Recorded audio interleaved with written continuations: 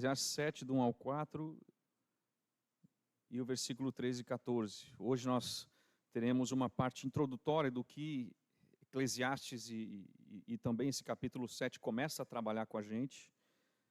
Hoje veremos um pouco mais, uma parte mais introdutória sobre isso. Mas para consideração, hoje quero ler com os irmãos Eclesiastes 7, do 1 ao 4 e o 13 ao 14. Assim diz a palavra do Senhor. Melhor é a boa fama do que um unguento precioso, e o dia da morte melhor do que o dia do nascimento. Melhor é ir à casa onde há luto do que ir à casa onde há banquete, pois naquela se vê o fim de todos os homens, e os vivos que o tomem em consideração. Melhor é a mágoa do que o riso, porque com a tristeza do rosto se faz melhor o coração. O coração dos sábios está na casa do luto, mas o dos insensatos na casa da alegria. Versículo 13 e 14. Atenta para as obras de Deus, pois quem poderá endireitar o que ele torceu? No dia da prosperidade, goza do bem, mas no dia da adversidade, considera em que Deus fez tanto este como aquele, para que o homem nada descubra do que há de vir depois dele. Oremos. Senhor nosso Deus, eterno, sublime, poderoso, maravilhoso, te damos graças, Senhor, por esta manhã o Senhor nos unir, trazer a sua igreja aqui para ouvirmos a sua palavra. Nós somos sedentos, necessitados de que o Senhor fale conosco. Nós precisamos, Senhor, da direção da tua palavra e que essa manhã, mais uma vez, o teu Espírito Santo aplique ela em nossos corações, que possamos viver, possamos nos mover, possamos reconhecer o poder dela em tudo que fizemos, Senhor, e na nossa vida diária possamos refletir aquilo que nós aprendemos. Te pedimos que o Senhor esteja conosco e nos faça cada vez mais sábios pela tua palavra e temor a ti. Em nome de Jesus, amém. Meus irmãos, Eclesiastes, ele é um livro que para alguns descrentes até se considera um pouco fácil de ler, né? Porque ele não tem tantos termos religiosos assim. E, por outro lado, para alguns cristãos é complexo de compreender, porque alguns versículos eles se tornam até difíceis de digerir. E a identidade do narrador aqui é desconhecida, apesar de nós termos representações se colocando na pessoa de um rei. Alguns encontram Salomão, mas a identidade é desconhecida e nós conseguimos ver um sábio inspirado por Deus, que escreve de uma maneira semelhante a outros textos de sabedoria, o que nós chamamos de textos sapienciais da Bíblia, como Provérbios, por exemplo. Os textos que se empenham em uma transmissão de sabedoria, estes textos, como Eclesiastes, eles trazem uma percepção de alguém que busca transmitir uma verdade sábia para outra geração. Até em Eclesiastes, a Bíblia diz, em Eclesiastes 12:12, atenta, filho meu, né? Presta atenção, como se estivesse ensinando uma nova geração. Muito da sabedoria, né, desses textos sapienciais buscam isso, ensinar uma nova geração a ter sabedoria. E, inclusive, no capítulo 12, versículo 9, diz, o pregador, além de sábio, ainda ensinou ao povo o conhecimento. Uma sabedoria que é transmitida, uma sabedoria que é ensinada. Mas em questões gerais, irmãos, quando nós fazemos a leitura de Eclesiastes, nós sentimos o mesmo que o próprio pregador informa. Ele sente a vastidão das coisas fúteis. E eu creio que os irmãos também percebem isso em Eclesiastes. Como existem coisas fúteis, como existem coisas vazias aqui nesse modo de viver, nessa vida debaixo do sol. Quando nós lemos o livro de Eclesiastes, nós podemos sentir até um certo desespero por causa do que ele diz. Logo no capítulo 1, versículo 2, o pregador diz, vaidade de vaidades, diz o pregador, vaidade de vaidades, tudo é vaidade.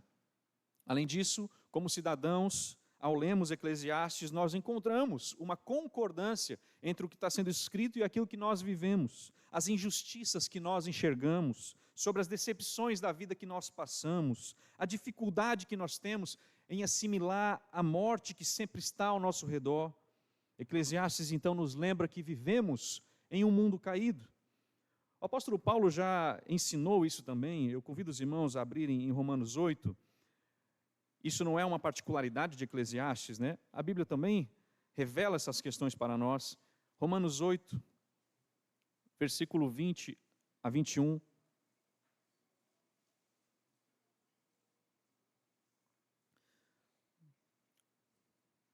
O autor sagrado diz assim, Romanos 8, 20, pois a criação ficou sujeita à vaidade, não voluntariamente, mas por causa daquele que a sujeitou, na esperança de que a própria criação será libertada da escravidão da corrupção e obterá a liberdade da glória dos filhos de Deus.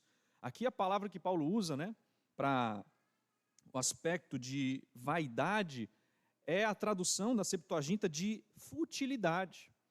Então, é a mesma palavra usada como vaidade de vaidades que Eclesiastes utiliza. Eclesiastes, irmãos, deixa claro, e a Bíblia deixa claro, que a alegria não é encontrada onde nós poderíamos esperar encontrá-la. A alegria não é encontrada onde muitos buscam encontrá-la. Ela não é encontrada em grandes eventos.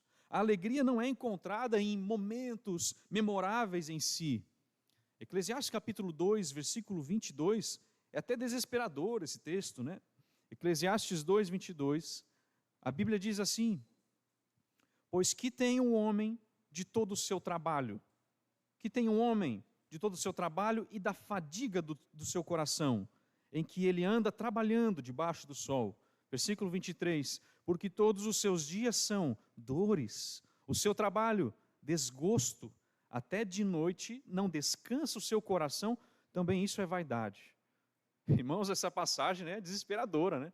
Parando aqui, nós pensaríamos que o comum da vida não vale a pena viver, mas a gente vê que o autor sagrado está querendo dizer é que a perspectiva divina é que é capaz de fazer mudar todas as coisas, inclusive nos aspectos comuns, simples e repetitivos da vida humana, aspectos que são simplórios para se ver, mas que quando nós contemplamos Deus as coisas mudam. Ainda no capítulo 2, agora no versículo 24, o texto continua dizendo, não há nada há melhor para o homem do que comer, beber e fazer que a sua alma goze o bem do seu trabalho. Isso aqui é a coisa mais simples e comum do dia a dia.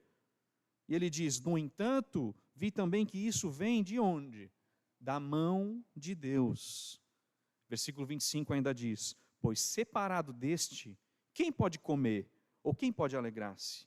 Percebem que a Bíblia nos aponta que as coisas comuns da vida, elas só podem ter algum significado de alegria, ou de proveito, ou de deleite, quando você considera Deus em todas elas. É por isso que a alegria do mundo é mentirosa, né? A satisfação do mundo, ela é frágil, porque ela não se alicerça no Deus que produz e que dá todas essas coisas. Separado deste, quem pode comer ou quem pode se alegrar-se? A resposta seria ninguém. Ninguém separado de Deus pode se alegrar. Ninguém separado de Deus pode comer e dizer assim, graças ao Senhor eu estou aqui, eu estou me alimentando, eu tenho uma coisa boa para desfrutar. Não. Então, repetidamente, o autor nos encoraja a primeiro encontrar, a primeiro ter a alegria nos aspectos comuns da vida diante de Deus. Eclesiastes, ele nos mostra muito isso, irmãos. As coisas são vaidade, as coisas são fúteis quando não consideradas do ponto de vista de Deus. Por isso, um dos desafios lançados em Eclesiastes é não colocarmos os nossos corações nas vaidades terrenas em si, mas no Criador, que é através dele que nós recebemos o bem da vida e tudo que podemos desfrutar. É dom de Deus, Eclesiastes 3,13 diz, que possa o homem comer, beber e desfrutar o bem de todo o seu trabalho. Quando você está comendo, bebendo, desfrutando do bem do seu trabalho, você precisa recordar, é dom de Deus. E nós aprendemos também, irmãos, que eternidade é algo que refletimos por causa de Cristo. Eclesiastes 3,11 diz que Deus pôs a eternidade no coração do homem. Então, quando você analisa Eclesiastes, quando você busca compreender um pouco mais do que ele traz para nós, é essa percepção. A vida aqui é muito passageira. E até mesmo as bondades e as coisas boas aqui dessa terra, elas podem se tornar coisas terríveis quando não consideradas do ponto de vista de Deus. Inclusive nisso, nós não podemos nos esquecer que dentro de nós existe uma eternidade dizendo para a gente que aqui não é o final de tudo. Por isso que esse contexto é importante para a nossa passagem. A gente até leu aqui, Eclesiastes 7:1, melhor a boa fama do que um unguento precioso, o dia da morte melhor do que o dia do nascimento, melhor ir à casa onde há luto do que ir à casa onde há banquete. Essas questões, irmãos, não fazem sentido do ponto de vista humano, porque entre a vida e a morte, entre o dia do nascimento e o seu funeral, o que os homens procuram? Os homens procuram coisas boas para viver. Os homens procuram se esquecer das fatalidades, se esquecer da morte. E a gente precisa aprender a viver, mas precisamos aprender a viver bem. Nós precisamos considerar o todo da vida. O autor de Eclesiastes enfrenta o fato de que as pessoas precisam seguir o caminho da vida, vivendo bem, apesar das grandes adversidades que aparecem para nós. Inclusive o luto, inclusive a morte. Nós precisamos aprender a viver bem, apesar disso tudo que nós encontramos no meio da trajetória da nossa vida. Então a Bíblia nos ensina a sermos sábios. A sabedoria é saber viver bem, apesar da situação que nós nos encontramos. Usar a situação da melhor forma possível para viver corretamente diante do Senhor. E qual é a questão, irmãos?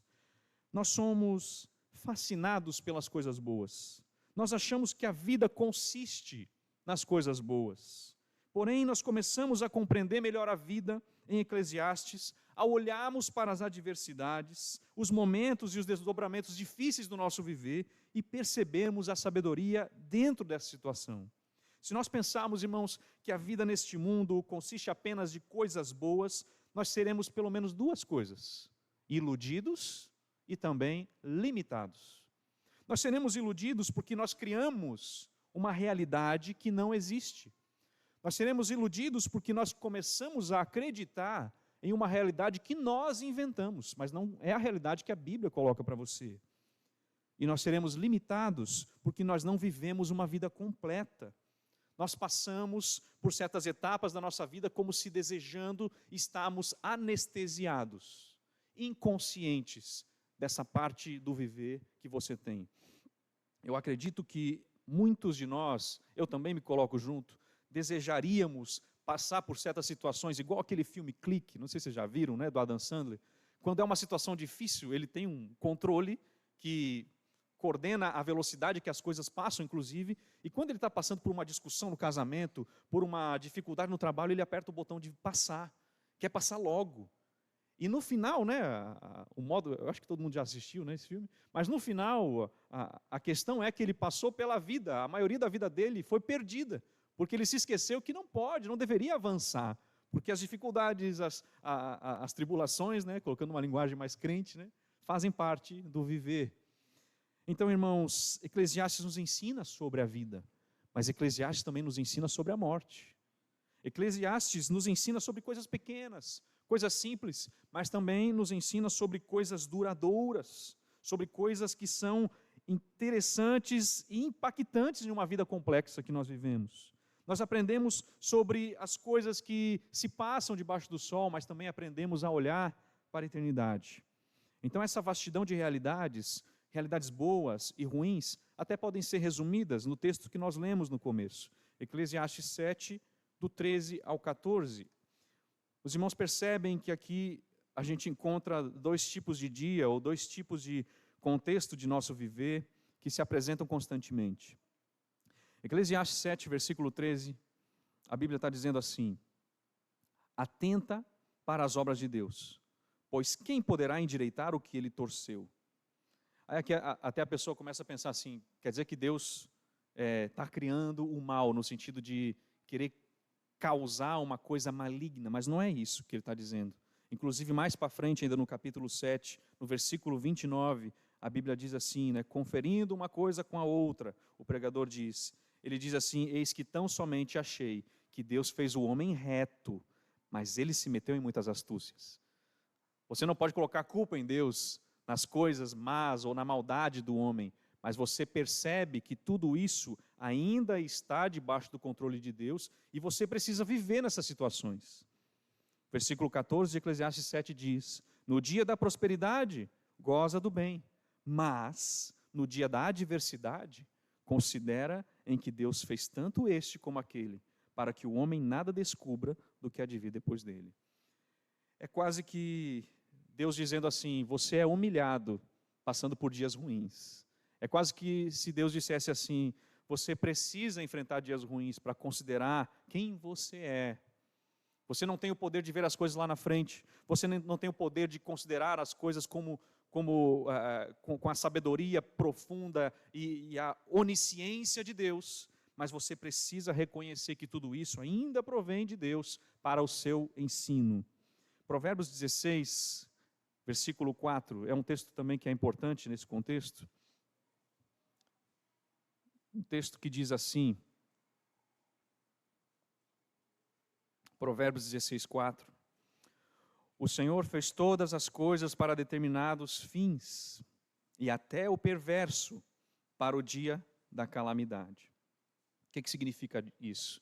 Irmãos, Deus, sendo justo, Ele usará até mesmo o ímpio em seu justo juízo. Deus, sendo justo, Ele prepara o ímpio, inclusive, para o seu justo juízo.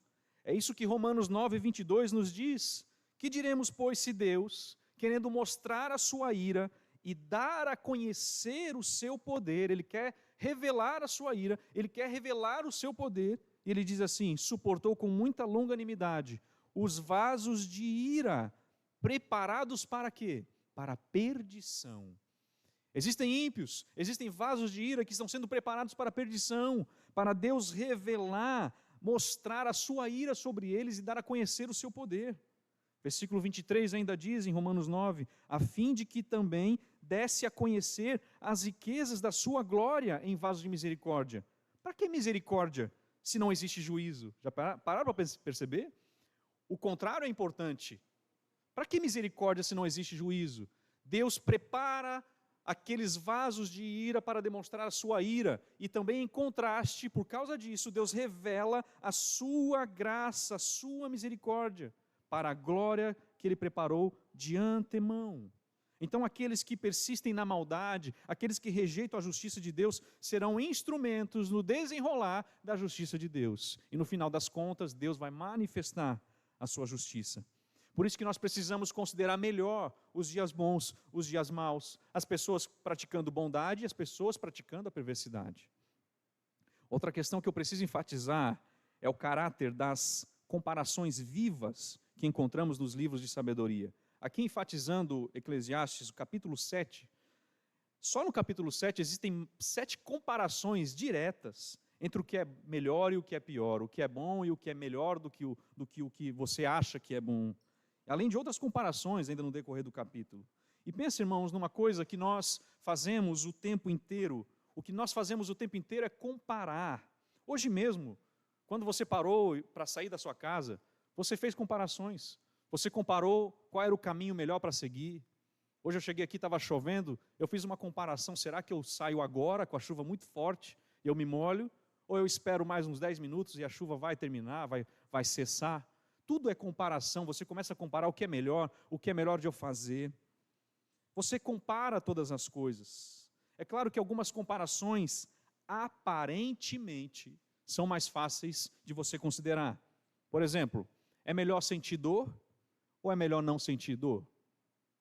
Aparentemente, a resposta é melhor não sentir dor, né? É melhor chorar ou é melhor sorrir?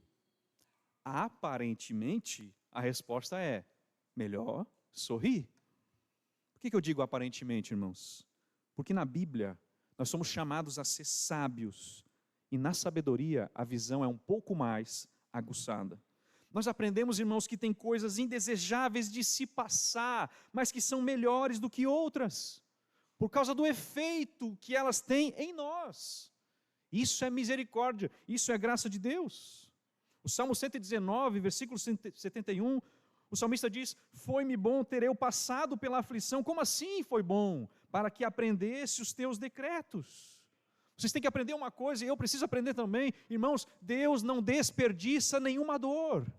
Deus usa essa dor para te abençoar. Deus usa a dor que você passa para poder transformar você mais à semelhança de Cristo Jesus. Toda lágrima, todo deserto, toda espera tem um propósito, mesmo quando nós não entendemos. Deus está nos ensinando, Deus está nos moldando, Deus está nos fortalecendo, Deus está nos capacitando. É necessário recordarmos isso. Romanos 5, versículo 3, a Bíblia diz: e não somente isso, mas também nos gloriamos nas próprias tribulações, sabendo que a tribulação produz perseverança, e a perseverança, experiência, e a experiência, esperança. Você quer ter esperança? Você quer ter experiência? Você quer ter perseverança? Você vai passar por tribulações. Esse é o caminho que Deus faz. Tiago capítulo 1, versículo 2 e 3. Meus irmãos, tende por motivo de toda a alegria o passardes por várias provações. Por quê? Sabendo que a provação da vossa fé, uma vez confirmada, produz perseverança. Você só consegue perseverar, meu irmão, porque Deus colocou uma provação específica para você. Senão você não teria continuado nos caminhos do Senhor. Hebreus capítulo 12, versículo 11 diz: toda disciplina, com efeito, no momento, não parece ser motivo de alegria, mas de tristeza. Ao depois, entretanto, produz fruto pacífico aos que têm sido por ela exercitados. Frutos do quê? De justiça. O Salmo 119, versículo 67 diz: antes de eu ser afligido, aqui quer dizer castigado, humilhado, o salmista diz: antes de eu ser afligido, antes disso eu andava errado, mas agora guardo a tua palavra. E ainda ele diz: tu és bom e fazes o bem, ensina-me os teus decretos. Não é importante isso? Existem coisas que você está passando, existem dificuldades que você está tendo que lidar, que elas estão sendo necessárias para que você passe a guardar a palavra de Deus, para que você não se esqueça da eternidade, para que você não se esqueça da percepção dessa vida e das coisas que são vazias em si. Isso é necessário, meu irmão, isso é necessário, minha irmã. A Bíblia mostra que a aflição pode ser uma ferramenta de Deus para nos corrigir, para nos aproximar dEle, para produzir maturidade, para produzir fé, nos preparar para algo maior. Aí alguns dizem assim: mas Deus está me preparando para algo gigantesco, né? Pelas aflições que eu estou passando. Na Bíblia, irmãos, nós somos chamados a ser sábios, e na sabedoria a visão é mais aguçada. Nós aprendemos que tem coisas indesejáveis de se passar, mas que são melhores do que outras por causa do efeito delas em nós. Irmãos, existem dias de prosperidade, mas existem dias de grande escassez. Deus fez todos esses dias. Até os dias que você não gosta, Deus estabeleceu com o propósito. Vamos abrir em Jeremias. Jeremias capítulo 20, é importante isso aqui também, porque o profeta, ele tem um dia muito específico da nossa vida, né? Que sem ele, podemos assim dizer, todos os outros dias não aconteceriam. E esse dia é o dia do nascimento. Então Jeremias está dizendo: que coisa boa esse dia que eu nasci. Será que é isso que Jeremias está dizendo? Jeremias 20, versículo 14, ele diz assim: maldito dia em que nasci. Que texto pesado, né? Maldito dia em que eu nasci. Todo mundo feliz, né, com o nascimento de alguém, de um bebê, todo mundo se alegra. Mas o sofrimento de Jeremias o faz a dizer isso: maldito dia em que nasci. Não seja bendito o dia em que me deu à luz a minha mãe. Maldito o homem que deu as novas a meu pai, dizendo: nasceu-te um filho, né? É tão bom dizer: o seu filho nasceu, né? A gente espera isso nos grupos do WhatsApp: olha só, seu filho nasceu, o filho do casal tal ali nasceu, vamos nos alegrar com eles. Mas ele está dizendo, né? Maldito o homem que deu as novas a meu pai, dizendo: nasceu-te um filho, alegrando-se com isso grandemente. Seja esse homem como as cidades que o Senhor, sem ter compaixão, destruiu. Já pensou? Pesado, né? Aquele que veio falar para o meu pai: seu filho nasceu, que ele seja sem compaixão, porque falou uma coisa horrível aqui. Por que não me matou Deus no ventre materno? Olha a pergunta do versículo 17. Por que a minha mãe não foi minha sepultura? Ou não permaneceu grávida perpetuamente?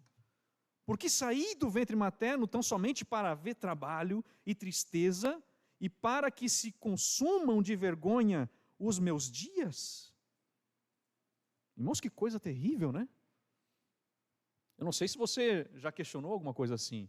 Às vezes a gente fala de uma forma mais simples, né? Maldito dia que eu nasci, quando você está passando por uma situação. Porque se eu não tivesse nascido, eu não teria passado por essa vergonha, por essa tristeza. E Jeremias realmente era um profeta que pregava, ninguém entendia, ninguém ouvia, ninguém obedecia, ninguém seguia os preceitos do Senhor. Foi realmente muito humilhado na sua vida.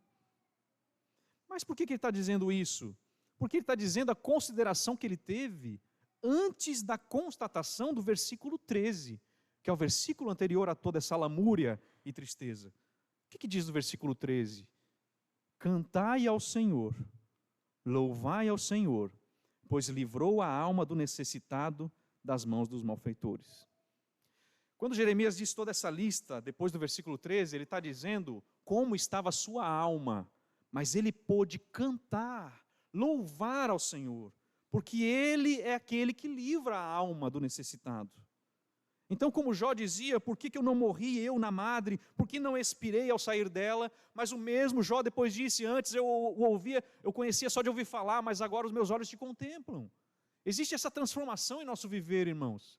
Eu sei que durante a tribulação você não está lá, que coisa boa passar por isso, mas nós sabemos que devemos dar graças a Deus, como aprendemos. Nós sabemos que devemos cantar, louvar ao Senhor, porque Ele está operando em nós. A questão é que Deus fez todos os dias e até o dia que você não gosta. Nós amamos, irmãos, desde cedo as coisas boas da vida. Um padrão esperado de recompensas. Se nos comportarmos bem, se nos esforçarmos, as pessoas vão nos reconhecer. O meu marido vai me reconhecer, a minha esposa vai me reconhecer. Os meus filhos vão me agradecer por eu trazer em casa o sustento com a graça de Deus. Por isso nós ficamos frustrados quando as coisas não acontecem assim. Nós dizemos que bênção é estar tudo bem. Bênção é não passar por tempestades. Bênção é ter dinheiro e saúde. Uma vez eu ouvi uma pessoa dizer, bom, tendo beleza, dinheiro, saúde, o resto a gente corre atrás. Corre atrás do quê, né? A pessoa quer ter tudo. Mas eu vou dizer de uma maneira bem sincera. A gente pensa assim, bênção é Deus não ficar atrapalhando o que eu planejei. Não é isso? Bênção é Deus não ficar atrapalhando o que eu planejei. Irmãos, em nossa teologia defeituosa, nós achamos que o favor de Deus por nós se mostra em nós não ficarmos tristes, em nós não ficarmos doentes, em nós não sofrermos. Dificilmente nós somos treinados para encarar o mundo em todas as coisas, cooperando para o bem, o agradável e o desagradável. Então, outro ponto que eu preciso enfatizar com os irmãos, muito importante também, é qual é o nosso limitador? Por que eu sou limitado nessa percepção? Por que você é limitado nessa percepção? Nós temos um tipo de sabedoria que passa por coisas dolorosas, sabendo o que é bom, e por que nós não temos tanto desse tipo de sabedoria? Irmãos, o nosso erro é pensar que esse mundo é normal. O nosso erro é pensar que nós ainda estamos no Éden. Mas certamente nós não estamos, irmãos. Sobretudo, a grande diferença é a entrada do pecado no mundo. E com o pecado, a Bíblia diz, a morte. Nós vivemos num mundo que apodrece. Nós vivemos num mundo em que os gremlins, né, são fofinhos até receberem água. Né? Nós vivemos num mundo onde as coisas parecem boas, mas, opa, o que está acontecendo? Parecem ser agradáveis, mas daqui a pouco se transformam. Essa reflexão é profunda e necessária, especialmente em um mundo onde nós suavizamos a verdade para recebermos mais conforto. Você já percebeu isso? A gente é expert em suavizar a verdade para recebermos algum tipo de conforto. O pastor Emílio Garófalo Neto, falando sobre o senso da visão que nós passamos para os nossos filhos, ele diz que a gente faz isso muito com os anjos. Veja as descrições bíblicas, né, dos anjos. Perceba como as pessoas ficam quando estão diante dos anjos. Seres temíveis, os anjos. Seres que causam na pessoa a tendência de adorá-los.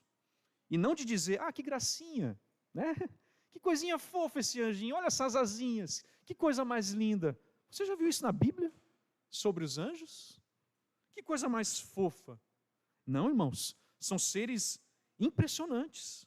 Apocalipse 22, versículo 8, quando João está dizendo sobre a revelação que recebeu, diz assim, Apocalipse 22, 8, eu, João, sou quem ouviu e viu estas coisas, e quando as ouvi e vi, prostrei-me ante os pés do anjo que me mostrou essas coisas, para adorá-lo. Então, versículo 9, ele me disse: vê, não faças isso, eu sou conservo teu, dos teus irmãos, os profetas e dos que guardam as palavras deste livro. Adora a Deus. Irmãos, anjos não são anjinhos. Eles aparecem na Bíblia com autoridade tão intensa que os seres humanos se prostram diante deles por puro temor e reverência. Eles são bons, mas não são bonzinhos. Não cabem em travesseirinhos. Não cabem em historinhas bonitinhas mostrando um anjinho pequenininho. Eles vêm com uma missão, com poder e na glória de Deus, enviados por um Deus que é fogo consumidor. Essa é a realidade dos anjos na Bíblia. As pessoas ficam aterrorizadas quando aparece um anjo, mas hoje em dia nós suavizamos isso aos nossos filhos. Por isso, irmãos, que o mundo é uma mescla confusa e atordoada do belo e do horrível, do bom e do mal, do desastre e da maravilha. E é difícil nós vivemos nele se navegarmos por suavidades a vida inteira. Alguns somente ensinam, que é um mundo onde nada e nem ninguém vai te ajudar, e aí vai para um outro extremo, Esse mundo aqui é um mundo cão, como diz Saramago, eu não sou pessimista, o mundo é que é péssimo. Mas aí você vai para um extremo de fatalismo.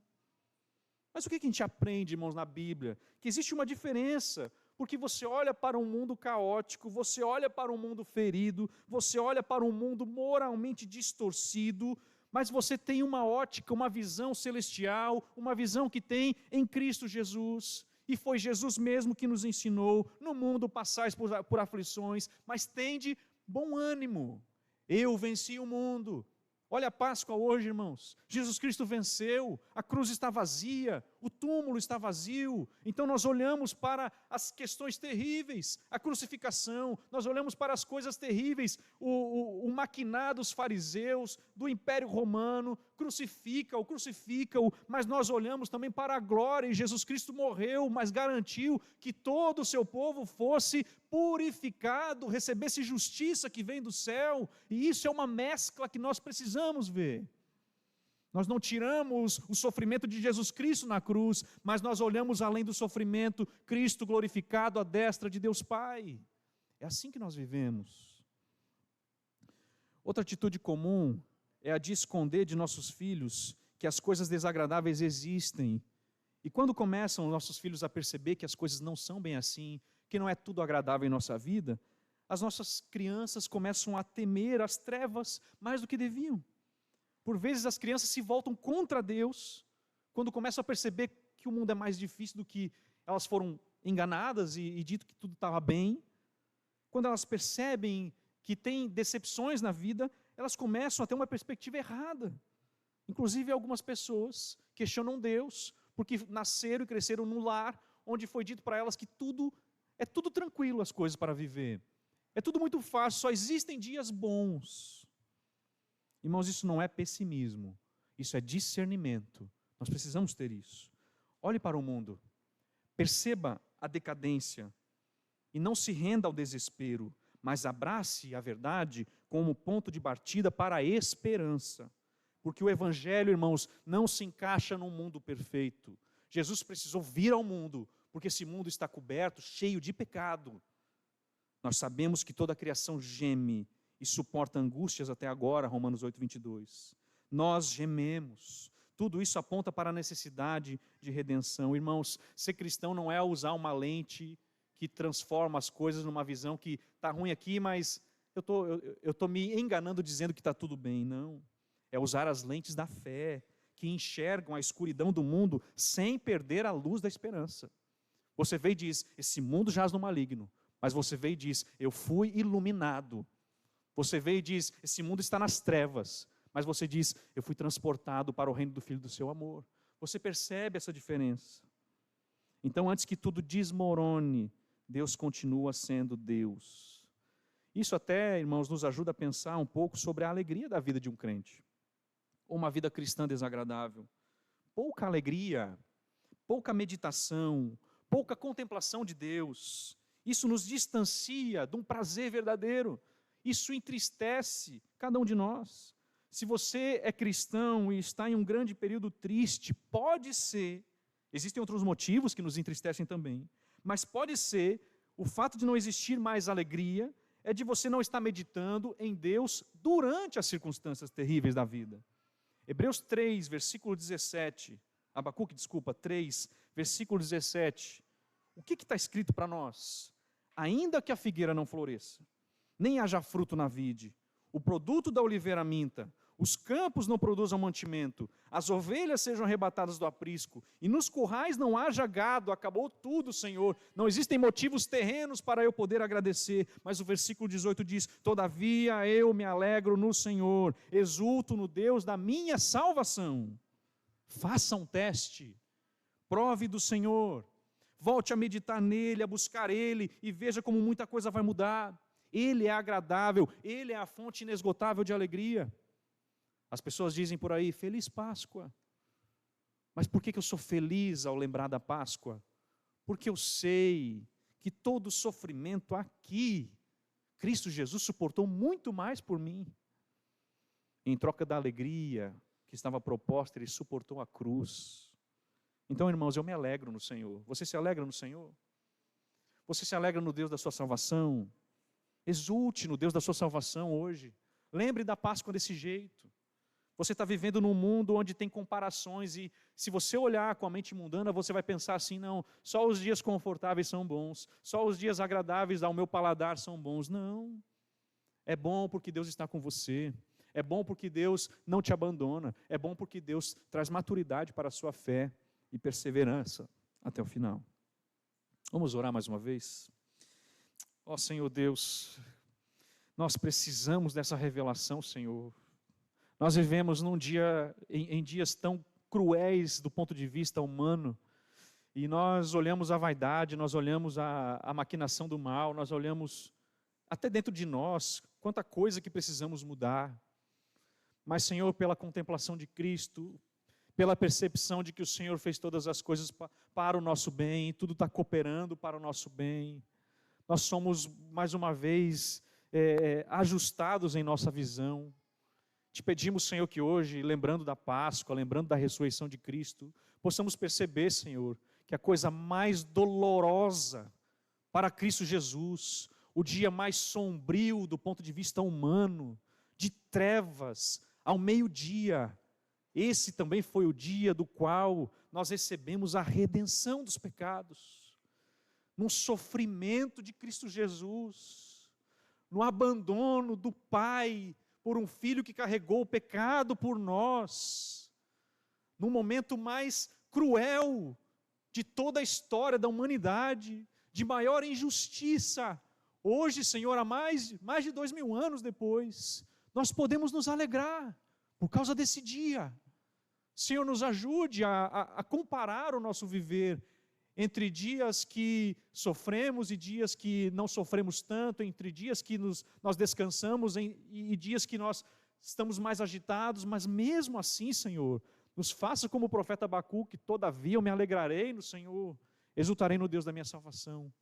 Nos ajuda, Senhor, porque isso não vem de nós, mas sabemos que vem de Ti, e que assim, Senhor, a nossa mente, o nosso coração estejam guardados em Cristo Jesus, com a paz que supera, excede todo entendimento. Assim nós oramos, Pai, em nome de Jesus Cristo. Amém.